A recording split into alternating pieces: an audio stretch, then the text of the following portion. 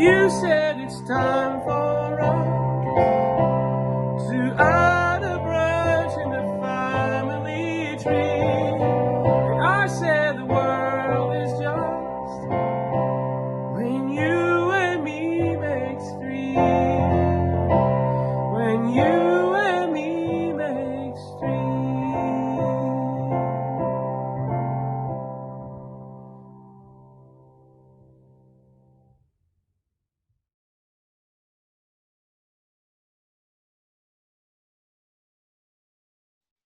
Can you edit it? Absolutely. Oh, If I you say will. something lewd and lascivious, I will edit it, but not if you say something lewd and lascivious. That will stay in for sure. Okay, so today is a special day, the finale, last but not least. Today I am talking to my parents, and I'm interviewing them about their lives and my life and all of the things that come with that. So hopefully this is fun for all of us. Mom, Dad, thank you so much for being here. Well, thank you so much for the occasion. thank you for asking us. Yeah, we're really glad to have the opportunity to make this record for ourselves and for our son. My mother is Ché Ché Carico, and this is Paul Carico, my father. So let's go ahead and jump right in. Tell me, guys, where are you from? I'm from Tennessee. I was born in Morristown, Tennessee. And for 5 years, I had the pleasure of growing up and enjoying cousins. And then my parents moved for the first time. I went to first grade in Canada and then on. But I was born in Tennessee and have been in the South all my life, except for that 1 year in Canada. I am from Chattanooga. I've lived here, Chattanooga, Tennessee. I've lived here all my life, except for a short period of time in Hueytown outside of Birmingham when I was very young. And I lived in Clinton, Tennessee. And then I also when I was in the military and when I was in school, I lived a little bit of everywhere. So, but primarily Tennessee, Chattanooga, mountains. Why Canada? What took you to Canada? My dad had a job up there for a year. My grandfather owned a business, and he sent us up there for that job. Mm-hmm. What did your mom do? She was always a school secretary. I'm very good at it. Dad, what did your parents do? Well, my father worked in the plumbing industry, a company called Crane Company, for 41 years. And my mother was primarily a homemaker up until I was probably about 12 years old. And then she went into the school system just like Shay's mother did. And she was a school secretary. Then she worked in our office for about 15 years after she retired, and she quit working at 88. Whew.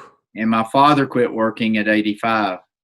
So then tell me about your career paths, both of you. Give me a little bit. Looking back, I realized that in elementary school and high school, I loved more than anything studying the sciences. Mm-hmm. And I always, when I got to college, and got basic classes out of the way, I went heavy on the sciences. And then, so the medical technology field is, I would say, a forensic science option, because you're working in a hospital lab and you're finding out the reasons why people are sick through examining all of their body tissues, organs. And I was going one direction when I graduated from college, and right before I graduated from college, I was called up on active duty during the Vietnam War and went through a whole bunch of different things, but ultimately ended up being changed over to the hospital corps, the Naval Hospital Corps. And what I did in that changed my whole life. I mean, it completely turned me around. And I knew that I wanted to do something in healthcare. I didn't know whether it was in medicine or dentistry or what it was, but ultimately I have ended up and have been practicing dentistry for 45 years. Well, you said you didn't know which one it would be. What made you choose dentistry? I didn't like people dying. Oh. I like to fix people. I liked people being fixed and getting better. How did you guys meet each other? Well, I was the aggressor in this. She was not. When we were in college, I walked into a student center. Mm-hmm. And when I walked into the student center, I walked down the hall and this was back in the miniskirt days. And so I kind of glanced over in this reading area in the student center, and there was this big, long armchair that a girl was sitting in, and all I could see were her legs. And so I went and made a route so that I could go all the way to the other end of the room and then come back and see what she looked like. And so I came back, and there she was, and I went, wow. Later on, I found out who she was, and a friend of mine, he and I were invited to a kind of a party for the young freshmen to get to know the girls, to get to know the boys, that was done through sororities. And my friend was interested in her because he had seen her, but he was not very aggressive. And I said, well, okay. I said, I'll tell you what, I will go and dance with her, and you come and break in. And so I went, and she was dancing with this dweeb. And so I broke in, and we started dancing. And so I looked at her, and to make a long story short, we've been dancing ever since. Oh, but the other thing is I've found out her telephone number.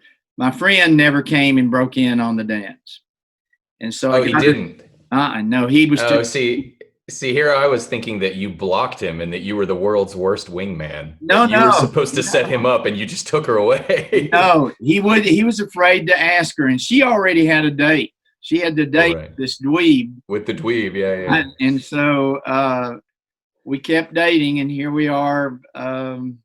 Let's see, 56 years later. So how does that story sound to you, Mom? What is your story? That's basically it.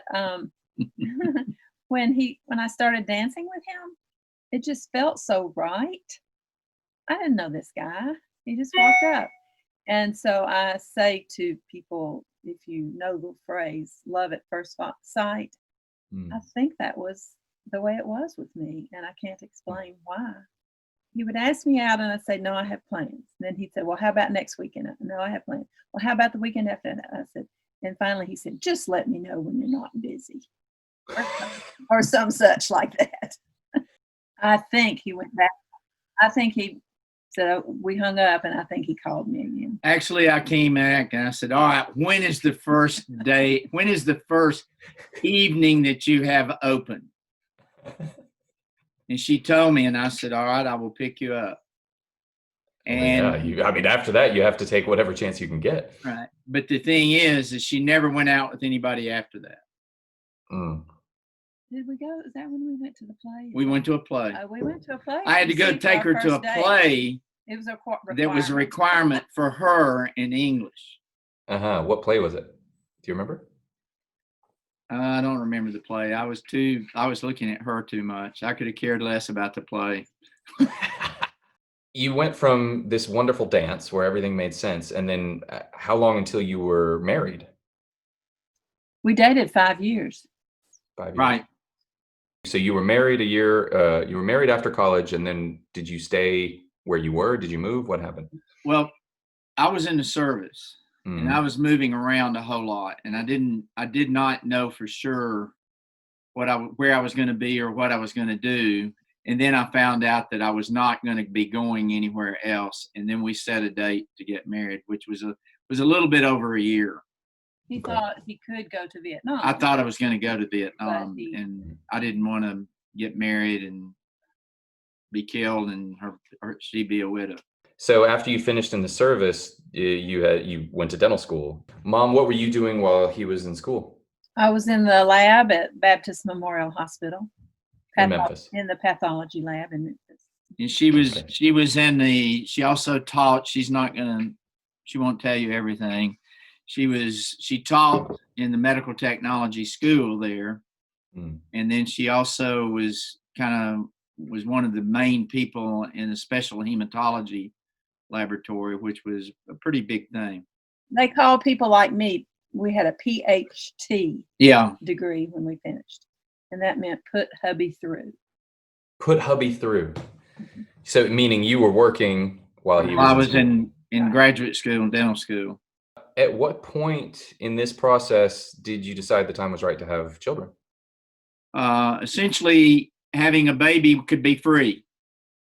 It was totally free because we were in the medical units. We also had complete medical coverage for everything, anything, and it was totally free. I mean, we didn't have to pay anything. We just had a good relationship with all the doctors and knew everybody, and so what we did is we decided to do it before we graduated.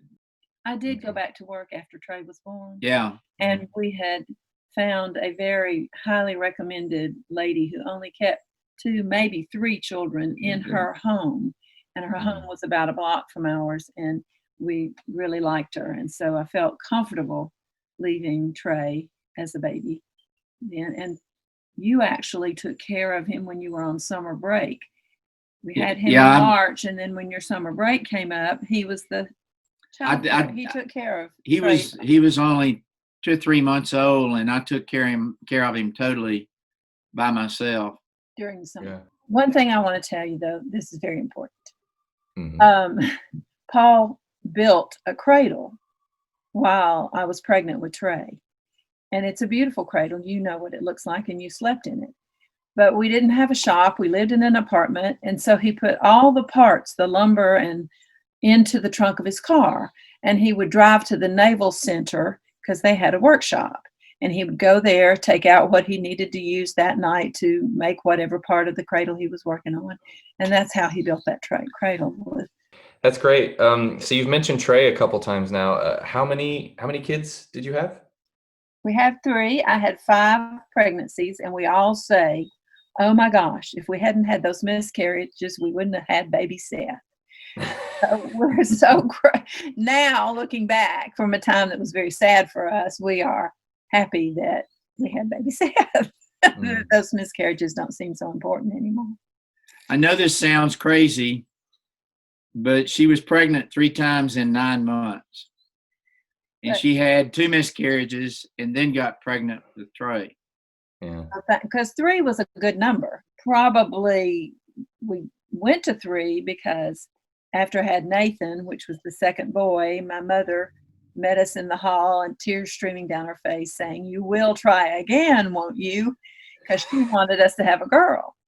Well, we tried again and we had baby Seth, and I have never regretted not having a girl. I love boys, so.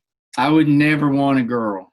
Now that we have so many granddaughters. Now that we have granddaughters. They're a whole different story.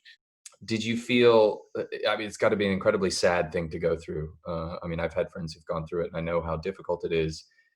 But at the time with having a miscarriage, like, what did you have people to talk to about that? Or was it something that you had to feel like you had to keep and suffer in silence? Oh, no. And my doctor, he was so tenderhearted. He said, well, you know, you just, when you strike out, you get up to bat. You get back up to bat. Right. But I remember being brokenhearted, absolutely brokenhearted. And at one point, a friend of mine had gotten pregnant at the same time, and she was having her baby baptized, and we all went to church at the same church. And they were up there having that baby baptized, and my miscarried child would have been the same age. And I just wept and wept because I was so sad. But it all worked out. It's one of those things that I think people need to talk about more often, because I think too many women and men are shocked when it I mean, of course it's a shocking thing, but you know what I mean? Like, too many people don't realize how common it is. Well, that's exactly true. Once you have one, suddenly you find all these other people who've had the same experience. Yeah. Before we ever got married, we talked about having 5 children. And so we did. We had 5 children. And I would like to have had those 2 plus the 3 of you all. I mean, so maybe I would have made it after all. No. I would have just been even more rebellious than I already was. Now we have 7 grandchildren, 7 3/4. And 5 of those are girls. And we never had girl experience back then, but nonetheless, you notice I said 7 3/4. 7 3/4. Yeah, that's what Bam Bam is. He's the 3/4. All right, so you have 3 boys. What can you tell me a little bit about the birthing experiences? Well, with Trey, I was teaching a class. My water broke. I called the doctor's office that was in the same hospital complex. They said, go straight to the delivery room. So I walked myself to the delivery room. But before she did that, he was in class. No, I was studying for an exam. She calls me and says, my water's broken. And I went, okay, that's good. And I hung up.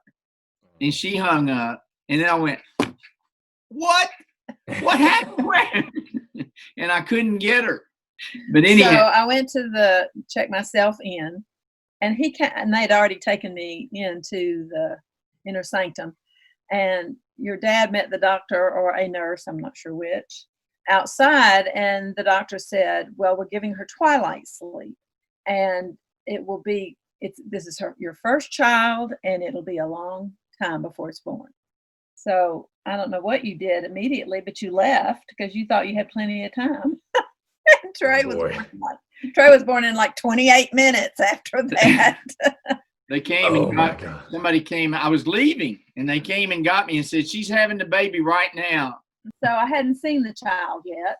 I'm in my room, and they're going to bring him soon. And the doctor came in and said, everything's great. His Apgar checked out fine. Had a little breathing issue, but he's fine. Don't worry about his pointed head. Okay. Hadn't seen the child. And then the head nurse came in, and she said, he's all cleaned up and wrapped up and warm and secure, and we'll be bringing him soon, but don't worry about his pointed head. So that was number 2 person that said, don't worry. So every time somebody said that head got more and more pointed in my mind. And finally, the pediatrician came in and said, I've looked him over. Great, baby. Everything's healthy. You're just going to be great, but please don't worry about his pointed head. So 3 people had formed the opinion before I ever saw him that he had a pointed head.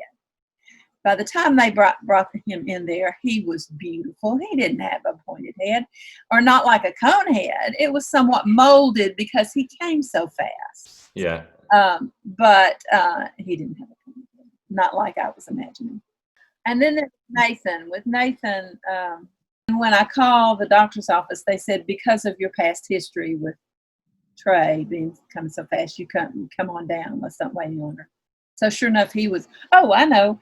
When we checked in, I said to the doctor, I said, do you think you can get this baby here by 5 or 6 o'clock because of the basketball game? University of Chattanooga is playing in the national championship Division II basketball. We want to watch it. Oh man, you wanted to watch it there or on television? In the hospital. In the hospital. So we watched it, and we did watch it. That evening. So wait, so he came early enough for you to watch the game? Yeah, he came fast enough. Or fast enough.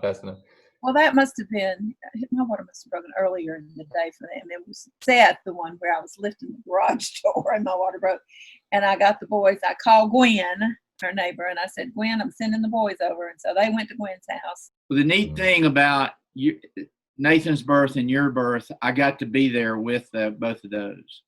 In the room. Right. And with Nathan, she had a spinal tap.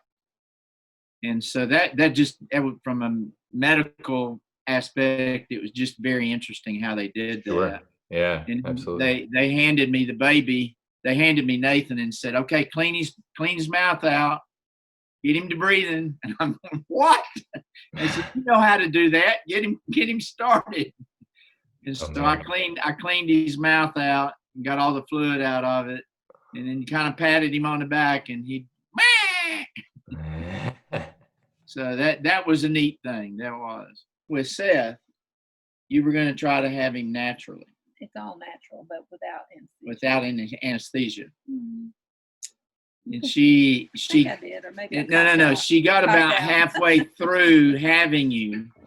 No. And she was having you, and she said, "This is really hurting. Can you give me something?" And they said, "No, it's too late." So after Mom, you said you started working again. How did your children, after Trey, but then beyond that, how did your children fit into your careers? Well, I didn't work after he graduated. I was a stay-at-home mother after.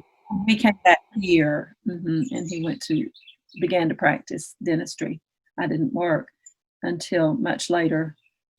When you were in high school, did I start going down to his office to do bookkeeping things? You went to work. I went to work, and I've been working ever since, which is all right. I mean, I got to spend a lot of time with you all, but I will say this, and you probably are going to be very fortunate in this. The time that I spent with Trey when he was little and taking care of him and feeding him, changing his diapers, bathing him, putting him to sleep, I gained a really great appreciation for what women in our generation and probably before. I mean, everybody went to work and the woman stayed home and took care of all the kids.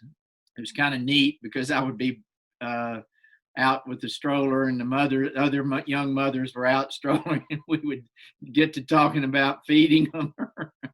There was a movie about that with not Tom Hanks, but I remember Michael Keaton. Yeah, and I kind of related to that. I mean, when I was listening to it. And you had more time to do that with Trey than you did with. Yeah, and I kind of regret that. I would like to have had more time with you and Nathan. So what was it like when you had a child come and tell you that he wanted to go professionally into the arts? The answer from me is I had seen it coming since you were 5 years old. So it didn't surprise me. And I, of course, had lots of experience with you and your passion in all of the grammar school and high school. I knew it was going to be a hard road. And hopefully you would either get encouragement and make progress, or you'd get good advice and know when to turn away. I can't imagine that it's an easy thing. And I think about that for myself. Like, how would I feel if my kid said, I want to do what you do, or I want to be a painter or whatever, professionally. And it's a difficult life. But I guess as long as it is truly a passion and something that you can't live without, then you have to encourage that. I don't know. How about you, Dad? How did you feel? Well, I wasn't opposed, but I was concerned. My biggest concern is something that I've created in my thinking. And when I sit down and talk to my grandchildren now, after having 3 children become grown men, I feel like that my number one concern was, well, can you make a living at it? Right. It's a very difficult thing to make a living at. It's very difficult. But there are a lot of other things that are just exactly the same way. I mean, professional athletes, it's like 1 in 10,000 chance of making it as a professional athlete. So I don't know what the statistics are for an opera singer. It would be interesting, or someone performing in the arts. But I do think, as a parent, I have talked to all my grandkids, is I said, I feel like there's 4 or 5 things that you got to look at. Number one, and this is not the importance of them in any way, but number one is, how much money do you want to make? Number 2 is, how much education does it take to do that? And number 3, how much luck is involved in it? And then number 4 is it honest? Are you doing something that's honest? and you're not taking advantage of anybody. And then lastly, do you have a passion for it? And the passion is very, very important, because I've watched a lot of people that have loved what they've done and they have an unbelievable passion, but they can't pay their bills. But conversely, I've seen people have all the money in the world, and there's one of the richest men in Chattanooga who wanted to be an artist, and his father would not let him do it. But I'm glad to see you do what you do, because it really does make me feel very proud of you to see you perform. You know, as a parent, when you want your child to everything to be right, everything to be perfect, I do think those 5 things are really kind of critical at looking at. I wish that I had known it when you were younger, and I probably would have been more help to you than your mom was. Thank goodness she was in your corner all the time. I was not. It wasn't that I was in your corner. I just didn't know what to do. Yeah. You know, I didn't know how to guide you. I didn't know where. You know, and you persevered and worked very hard at it, and I'm very proud of you. I mean, in a lot of ways, that's a good thing, because it means that I had to finding it on my own and figuring out how to make it happen on my own means that I don't take no for an answer, you know. And at this point in my career, when people reject me or people tell me, "Oh, you can't do this, or you can't do that," I'm like, "Well, I'm just going to work harder and prove you wrong," you know, because so far so good. That tactic has worked. But don't get me wrong.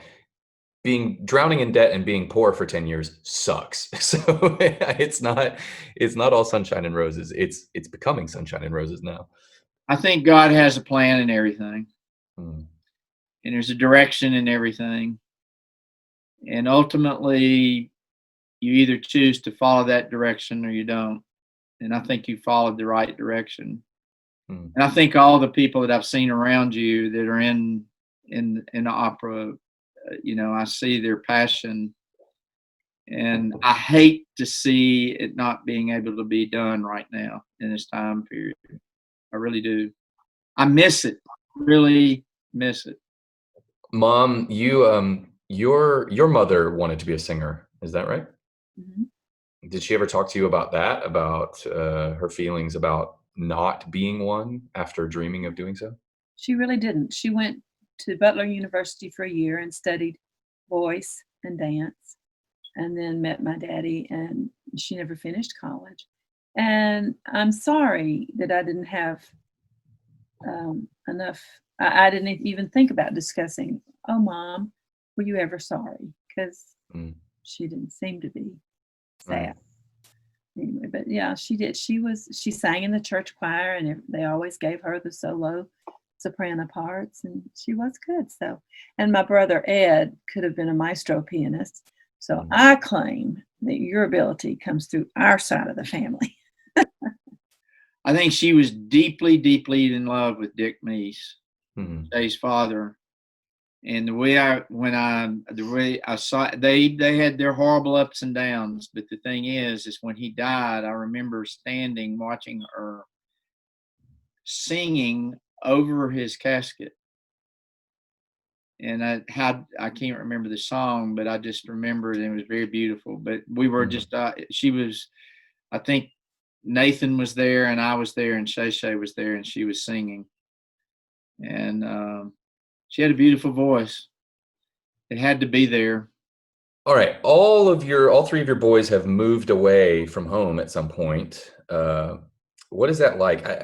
Because Tristan, my nephew, came to visit me in Berlin, and I remember taking him to the airport when it was time for him to go home after 3 months, and I just tore me apart saying goodbye to him. And that was my nephew after 3 months. Like, what is it like when your kids move away? Well, with Trey and Nathan, it was harder because we didn't have the technology. We didn't have the way to connect. I'm so joyful that being so far away from this baby, I am going to see the baby. I'm going to see the baby in real time. I'm going to see the baby doing normal things. And the baby's going to listen to my voice at some point and know who I am. Mm. I'm not as desperate about this baby, but it was really sad just to pick up the phone and hit at the right time with the other two and have conversation.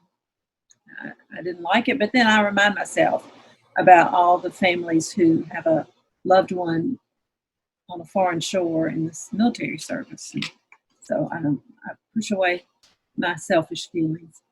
Mm-hmm. I'm very selfish. It's totally devastating every time you leave. Any of you. Well, I mean, if when we get together here at the house and everybody leaves, it's just yeah. Mm. Or when I go and then have to leave. Mm. It was hard to leave Germany. It was hard. It was hard to watch you go. Yeah. Okay. So see, you Yeah. know, Yeah, it's hard for me too. you know, that when that little boy does that, whatever he does, you'll remember. I think also having children when you're older, when you have children and you're older, you look at it a little bit differently.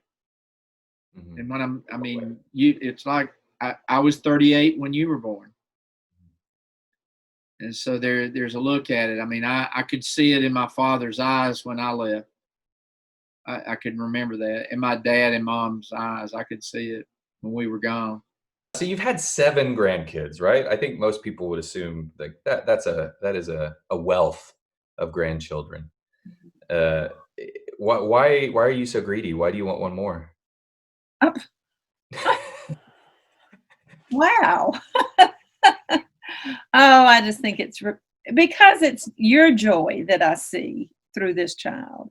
I mean, you and Youjin are so happy that I'm going to be happy, and I won't get to touch him much, but I'll see the joy that he brings. Okay. And a new baby always brings happiness to a family, I think. Anyway, it's more an aspect of what you're enjoying. Mm-hmm. That's why. When you came and sang, and to see all of us together, when you told us that you were going to where you told the rest of the family that you were going to have a baby, and just see the reaction to everybody, that, I mean, it's just things like that. And just to see how everybody felt and everybody feels about each other. I think I think everybody really cares about each other, and that's a neat thing to see. And we started it. Let me ask you about when you have 3 boys or 3 children, like, what is your advice on dealing with them when they have conflict with each other? Because we would ideally like to have more than one child. And I'm just thinking about, what is your advice for kids having conflict with each other? So many times in disciplining, you don't actually see what happened. So it's hard to separate. This one says this and this one says that. And that's tough. And sometimes you can look at their faces and tell who's not telling the truth. But usually their own interpretation is real to them. It's hard. And so sometimes I made you both, or made 2 of you go for time out, or we didn't have phones to take away from you. But I think when you can't witness it and really tell who's telling it right, that you have to limit them both. Because how horrible to make the wrong decision and say, oh, you're at fault. I think that everybody changes, and there's a lot of different reasons that people change. There's a whole bunch of different reasons. And you've got to accept that change in everybody. And they're not going to be exact. You're not going to have the same relationship or the same situation that you've always had because of those changes that take place. So everything changes. That's number one. But you may or may not remember this. And I told you all, but when your uncle died, I pulled the 3 of you all apart from the gravesite and walked over, and we walked over it was at the National Cemetery, and Freeling and his brother had been estranged and had a real problem with each other. You were pretty young when that happened, so you may not remember that, but I tried to tell you all to not ever forget each other as brothers. But I also prefaced it with accepting the change in people. Everybody changes. Mm-hmm. And there's a lot of different things that cause that change. Does the way that you parent your children when they're in conflict with each other change when they're grown adults versus when they're children? You know? Or how does it change? What I try to do is tell each of you where each other person is coming from. Because you may not know everything that's going on. And I think to know where each person is coming from is real critical. Yeah. Forgiveness is part of it. And at some point you decide, can I forgive so that I can know my brother? Or do I put up a barrier so that I won't know my brother? I just, each time, yeah. And I definitely think there are times that I've been aware of that you all have been in conflict. But I trust that you'll work them out. The best thing is to forgive and forget. Well, I think your advice about trying to always remember where the other person is coming from is the most valuable piece that I can think of, because I mean that applies to all aspects of life, not just everything, everybody. So, well, if your new grandson is growing up on the other side of the ocean, what do you feel that is important that you'll be able to teach him that he wouldn't learn otherwise? You know, I can teach him Southern accent, and hopefully I can read stories to him. And that I read so much to you as a child that you won a library reading award when you were 4. So I know that you'll be reading to him, but I would love to be involved in reading to him as well. Yeah, I would like to teach him to fish, really fish. Because you do learn something about fishing. I mean, a river does run through us. And if you can ever learn that, if it ever captures you, then I think you really kind of get a meaning of life. I would love for him to see bird dogs working after quail or grouse, which you all never saw. I would like for you to have seen that. I made an error in not letting you see bird dogs out hunting. They're the hunter. And I regret that not doing that. I'd like for him to learn that. Just see it. Not necessarily, he doesn't have to kill anything. Oh, I would like that very much. Is there anything that you're worried about that he's going to miss out on by growing up in Germany rather than Tennessee? Learning the sound of the Icy Man in the truck, the musical sound of the Icy Man's truck as it comes through the neighborhood. Well, that's a good answer. You had that one ready, didn't you? You've been waiting for that one. Oh, that's a great answer. Because, that's unique. And with ours, the minute they came into the community area, you could hear the sound from way off. And that would give everybody time to run and get their money. What is there anything that you can think of that you think he'll gain from growing up in Germany rather than growing up in Tennessee? Culture that you'll expose, the multicultures, the multi languages, and the arts from both of your sons, both yours and hers. I just think his life is going to be incredibly rich. There was a picture or somewhere or a video in an opera house, and a very, very tall, slender man and a little bitty short child, and they were holding hands, and there was nothing about the photography that you could tell anything about them, except they were 2 individuals with their backs to you in a sort of a dark lobby walking through. And I thought, that's going to be my son. And that little hand reaching up, holding onto that great big tall man's hand, walking through his place of business. And I can see him on a stool with Youjin, dabbling in dyes. Maybe getting that all over himself. Oh man, I didn't think about that. He's going to be learning how to dye fabric. He's going to be a mess. You'll just have to get him a paintbrush and tell him that's the way to do it, not with your fingers. I think it would be very interesting because you both are very artistic. Be interested to see what he does. Is there anything that you're planning to do to try and help him stay related to the culture of where I'm from and where you guys are from? I want him to know where all of his family came from. Mm-hmm. I want him to know his heritage. Mm-hmm. And I hope that he will try to find both sides of his heritage. And I think about his other grandfather and grandmother and what those people have come through and went through to get where you all are today. I think it's one of the problems, and maybe in the world, is we've lost the history of everything. The history is being forgotten.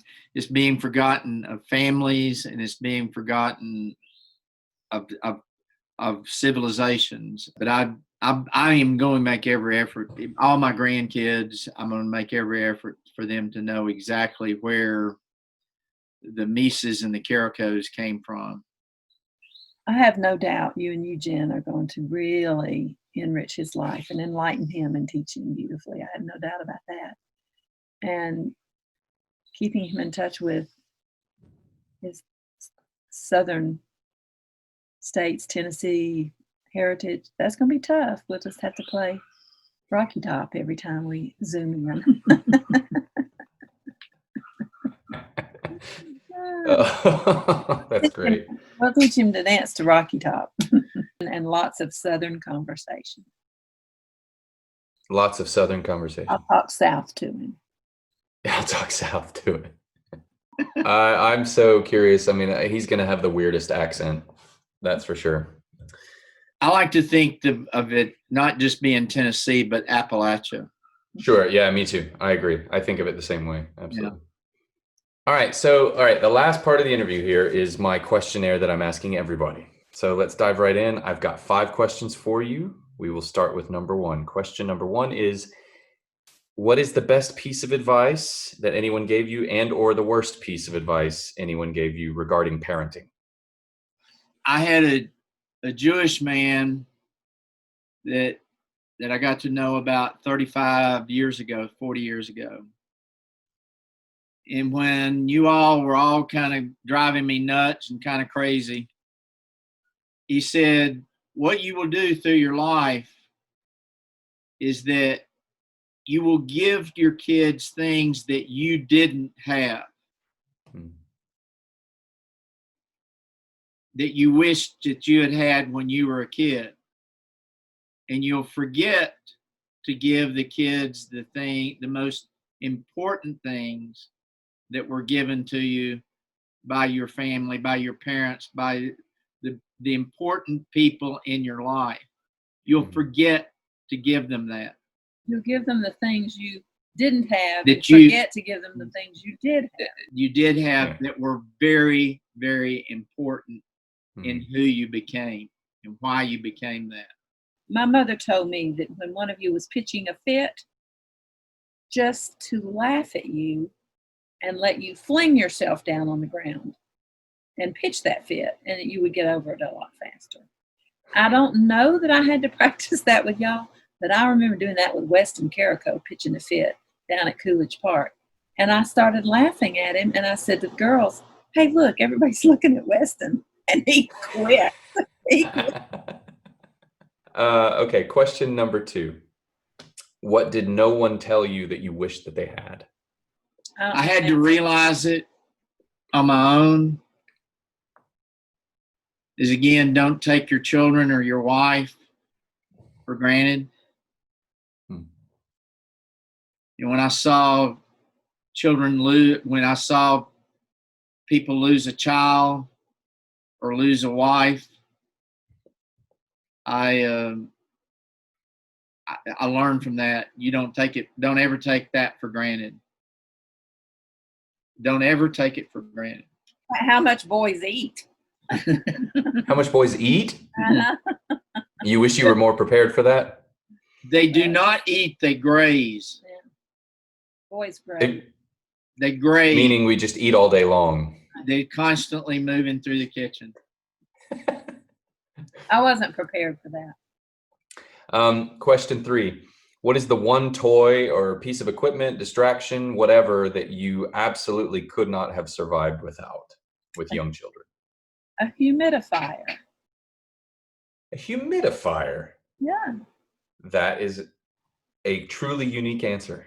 If you have a baby that's prone to ear infections or snuffly or has a cold, the humidifier just helps your environment so much, especially, I've forgotten what kind of heat. You have radiator heat. But anyway, Radiators. it's dry heat. And a humidifier always helped in the baby's room. I have 2 things. A rocking chair and a cradle to sit by and watch them sleep, or let them fall asleep in your arms. Well, I can't wait to put him in the cradle that you built. Okay, well, every child and every grandchild has slept in it. To put your hand on that and just rock it and watch them go to sleep. And try to keep from falling asleep. Falling asleep yourself. That's funny. All right, so back to question 4. Question 4, you mentioned that your earlier answer goes also with question 4. Does that mean that you feel that you didn't give your kids the things that you did have? Yeah. Because the question, I'm sorry, I should say first, question 4 is, what did your parents do when you were a child that you swore you would never do, but that you ended up doing when you were a parent? Yeah, there's some things that I wished I had done. Like what? I really wish that I had spent more one-on-one time with each of you. Sitting on a log or sitting in a boat, talking about life. And you had a lot of that when you were a child. Yes. Yeah. And I had that from both of my parents. Both of them always took time to just sit down and talk to me. But with my father, it was on the boat, and we would be fishing, and just the experiences of that, and the stories that he would tell me, and then being out with the bird dogs and watching them, and then just sitting down and eating lunch, and dogs laying down around you, and the smell of the hunting clothes, the smell of the boats. The boats were wooden, these beautiful wooden boats, but just all those things, I just wished I had done more of that with y'all, and I didn't do it with any of you. And it goes back to what Dr. Sugarman and Dr. Laws both told me. I mean, it just, don't forget to give them the things that were given to you. Well, that's one of the big parts, one of the big reasons why I'm doing this with you right now is that, because I don't want my son to just be a Berliner. I want him to be connected.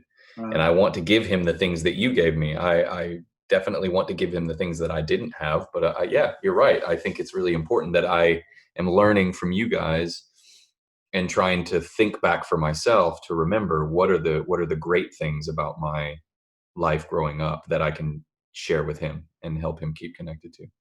So yeah, I think we all have to stay on that quest all the time, but we can keep doing that. And we can keep sharing with each other. There's never it's never over. Parenting is never over, right? Yep, that's true. Somehow I thought that it isn't.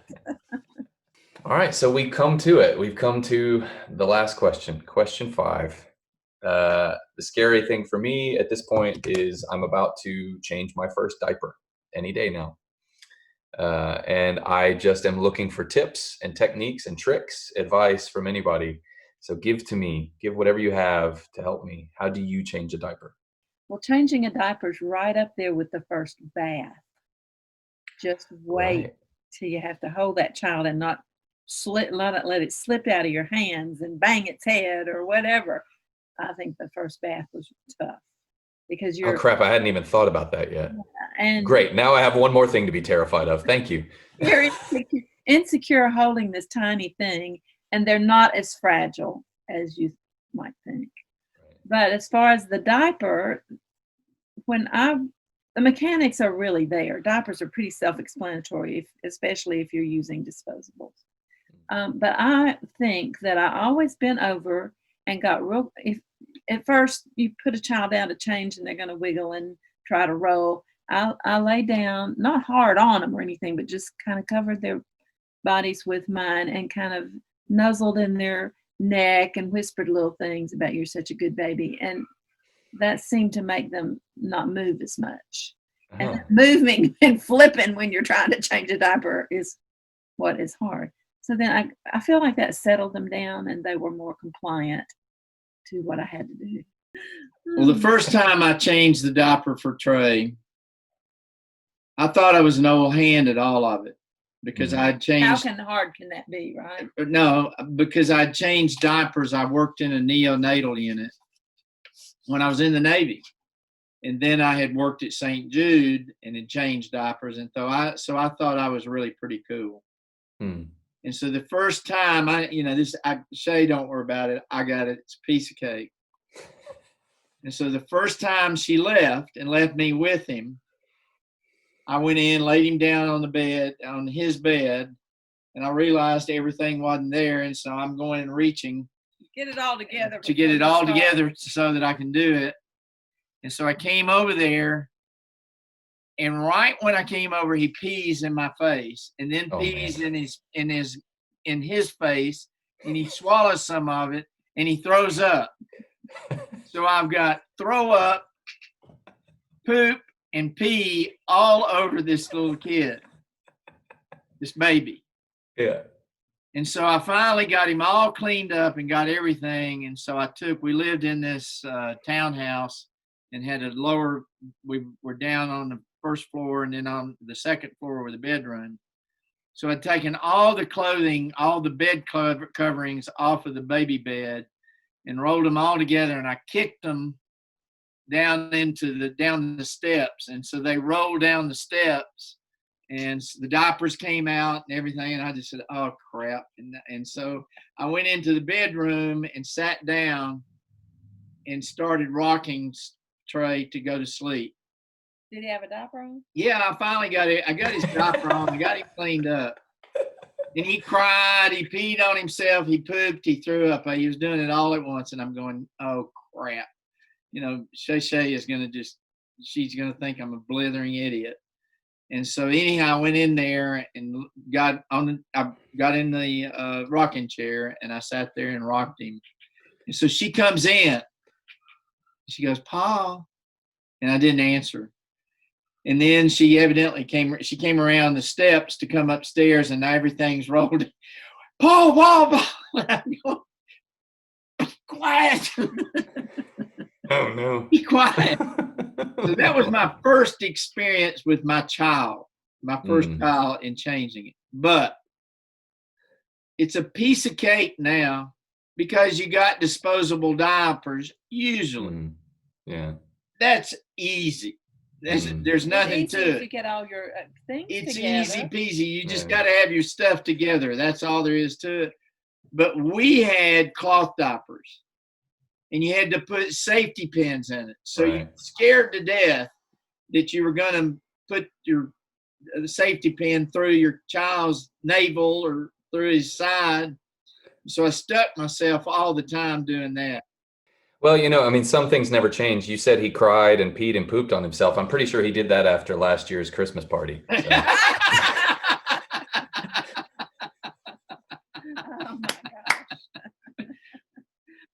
Well, okay, so that's really everything I have. We've pretty much made it to the end, but I do want to ask, is there anything else that you want to say, that you want to be on record here? You're still baby Seth.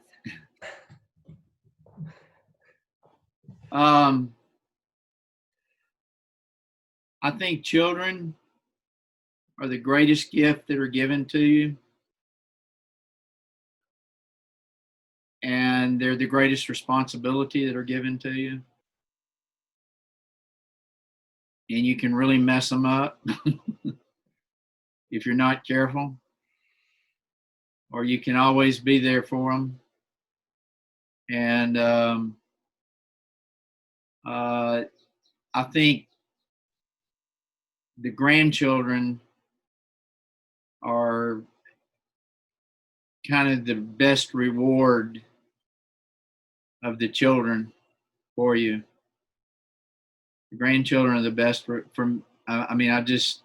because you see your child in their children, and you see yourself in their children too. You see it going on. So it's the greatest gift you can have and the greatest responsibility. I mean, there's nothing greater. One of the things that's happened with me is that I can't remember you being little. I do. And it really bothers me that I can't remember any of the three of you all being little. Huh.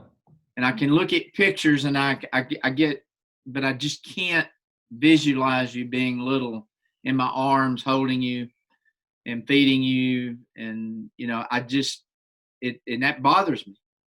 But I just don't remember you being a little boy or a little baby. And so my recommendation in that is savor every single minute, every single second.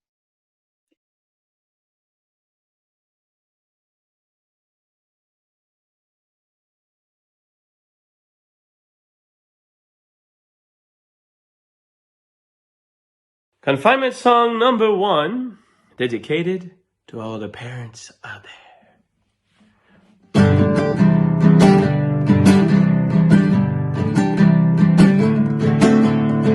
Day 1, this is fun.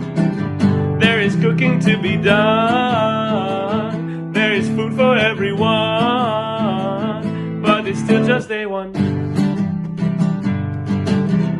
I like this together. We are all in this together. Working all the time is over.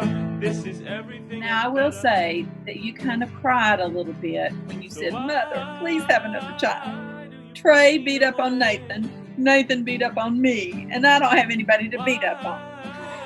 Do you remember saying that? Absolutely. It's been a big issue for me, which is why I'm so mean to younger singers.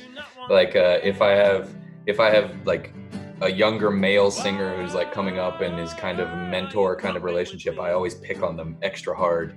I think it's just because that's the closest thing to a younger brother that I'll have, you know. Did you get every time I started to yawn, can you edit that? I'll look at it. Did you notice that? I did not notice it, but I will look at it as I edit, and I will make you look as good as possible. Usually he was talking, so maybe you can more zoom in on him when I'm yawning. But I didn't.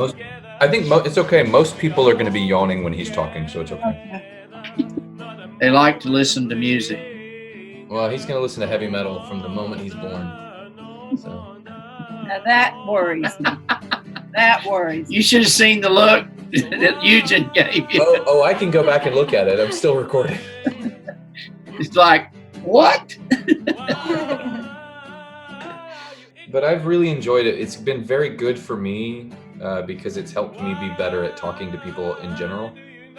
Because I tend to be a bit narcissistic in my conversation habits. Like I always want to talk about myself in conversations. And this whole experience has forced me to get better at asking other people about them. You know? So thank you. This was really special for me. And I really appreciate you taking this much time for me. Hey, I enjoyed it. I told him Do it again. This time next month there'll be 3 of you. Yeah.